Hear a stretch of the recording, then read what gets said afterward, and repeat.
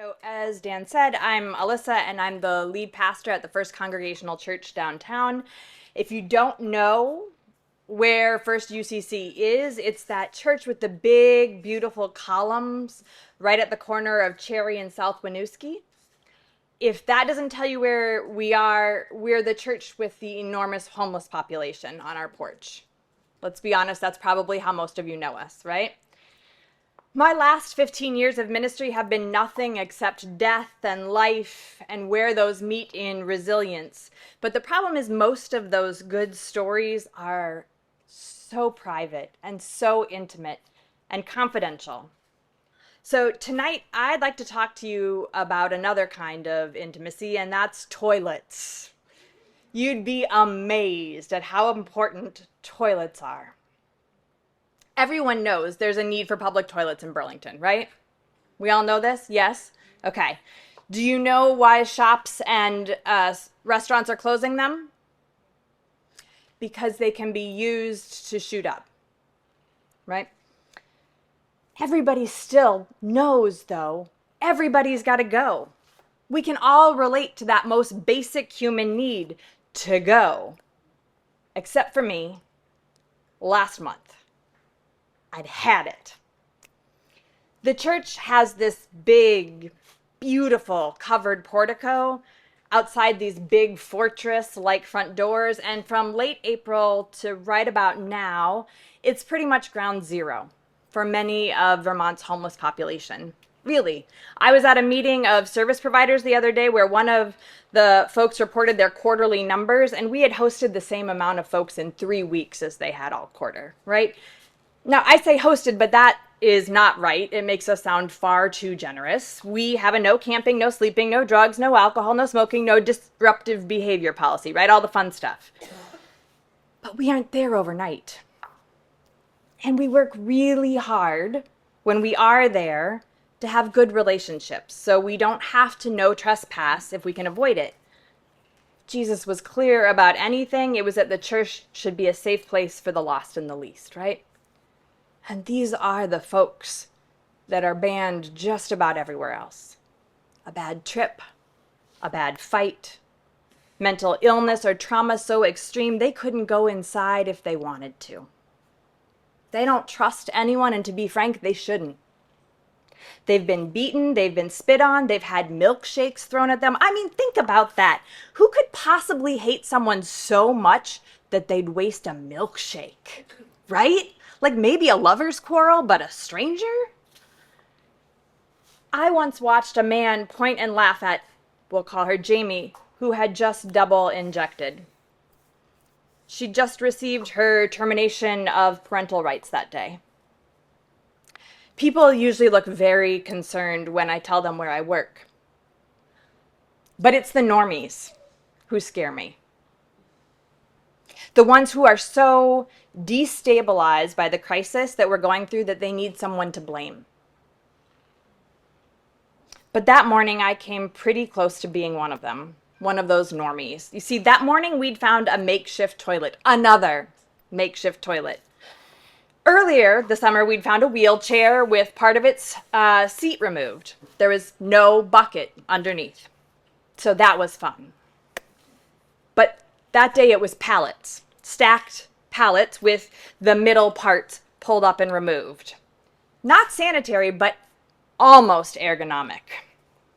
Now listen, I've shoveled my fair share of shit in my life, and usually I don't mind. I grew up on a farm. But on this particular day, it was just one step too far. I'd started the day fielding communication from someone who was distraught that our garden hose was used for them to get a drink and wash the steps. Heaven forbid. And then, as no shovel would work on the pallets, we had to lift them above our heads and into the dumpster. I've smelled really old dead bodies, right? This was so much worse. And that's probably why when I came around the corner to see one of our nicest regulars, we're going to call her Joan, peeing on the lawn, I lost it, right? I just lost it. Now, I know her story. I know the trauma that brought her to the church steps. I know her, but I couldn't handle it anymore. So I got out that no trespassing pad. It wasn't about her, it was about me, and she ripped me a new one before she stomped off with hands waving expletives when her voice no longer carried, right? It was horrible. And for the first time in 5 years, I went back to my office. I was so tired, and I started to wonder if all of the normies who harass me all the time weren't right? Maybe this should just be the city's responsibility. Or maybe I should take up a neighborhood collection for nighttime security and just shut it all down and let someone else take a turn. And that exact moment is when I heard it. Right outside my window. Right in the middle of my soul searching or soul justifying, whatever you want to call it, I peered outside to find Nick, one of the most volatile of the homeless group, slumped over on the hood of my car. I watched as he slid down inch by inch by inch, and if it hadn't been so serious, it would have been comical. He looked a little bit like Tom chasing Jerry running into a window, right? Like, but when he hit the ground and he rolled, I could see he was completely blue. So I ran out screaming for some Narcan, and damn if it wasn't Joan who came running. By the time we got there, he was not breathing, he was gray, and that first dose of Narcan brought a little color back, but it was gone instantly. His pulse was getting weak. So Joan looked at me, she looked me right in the eye, and she said, "I am going to go get more Narcan. Don't you dare call 911. He'd rather it not work. Promise." So I nodded, right? Like, what are you going to do? And I texted an associate to call 911. I didn't do it, right? Loophole. And while I waited for her and I waited for the ambulance, I had never been so close to him, much less alone with him. He's one of those individuals who has a bucket load, a laundry list of charges. His mental illness makes him erratic and unpredictable, and I know enough to keep my distance from erratic and unpredictable. But up close and gray, he was just human. There were signs of how rough it was for him, teeth that seemed like they were melted together, actually. Someone's child, right? And when Joan came back with the second dose, by the time we administered, there was no color left. She tapped at his face and she looked at me and waited a beat and two. And she said, "I've been there, where he is. There's nothing on the other side. It's just black." And then she cupped his cheek so gently and she said, "Come back, Nikki, it'll be okay." And I looked at her and, "What do you say to that?" I said, "Joan, it was black because that wasn't the end." And then he took this enormous, ragged, choking breath right as the EMTs pulled in. And I regretted my decision. She took his hand and she said, "I've got you," and it gave him enough awareness to open an eye, and he should not have, because the EMT was right there. Now, this is someone I interact with a lot. He's nice and kind and good, but Nick went from dead to terrified faster than I knew he was even going to live, right? He sat up and he covered his head like he'd been struck, and he scooched back as far as he could, curled himself up like this in the wall, and his eyes were absolutely frantic. This is one of the most feared and hated people in Burlington, right? And he was so small and afraid. And for the second time that day, I lost it. And I backed away slowly. And I waited until my office to cry. And the tears were for him, of course, but they were mostly for me. I had come so close. I had come so close to losing it.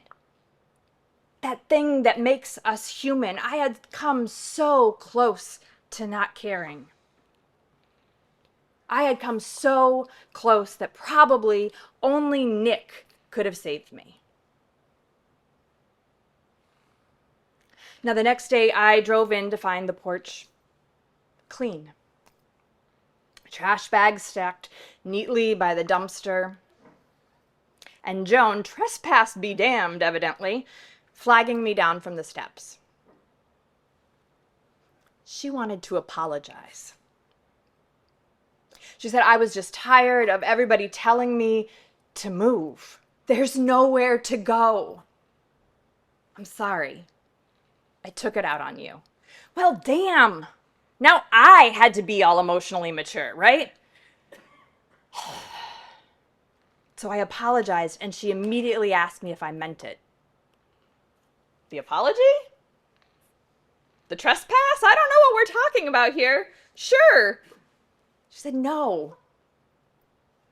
That it wasn't the end. I thought about the way she had stroked Nick's hair, and I thought about telling her that death is actually one of the things I do know something about. And if it was blackness and she was aware of it, that it wasn't the end. But instead, I just bumped her shoulder with mine and said, "You're here, aren't you?"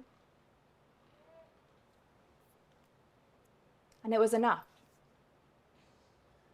Now, I'm not going to say it's been perfect since then, or that those moments changed things, right? The state closed yet another assistance program, forgetting that poverty is more expensive than social systems, yet again. But more often than not, when I come in the morning, it's to see folks cleaning up after themselves. Not always, but usually. And Jamie, the woman who tried to overdose after her TPR, she's sober now for several weeks. It's her 5th or 6th bout with treatment, so I'm hoping this one sticks. And the goodwill that we've developed means we are now working with a few of the houseless folks who want to start a semi-regular journal where they get to tell their stories instead of just being talked about. It won't be ready this fall like I'd wanted, but hopefully in the spring. And the best thing yet, for me at least, the most recent toilet. It's a deep hole back behind our bushes, out of sight, complete with compost-style material for when you're done, human ingenuity, and not a shovel in sight. Thank you.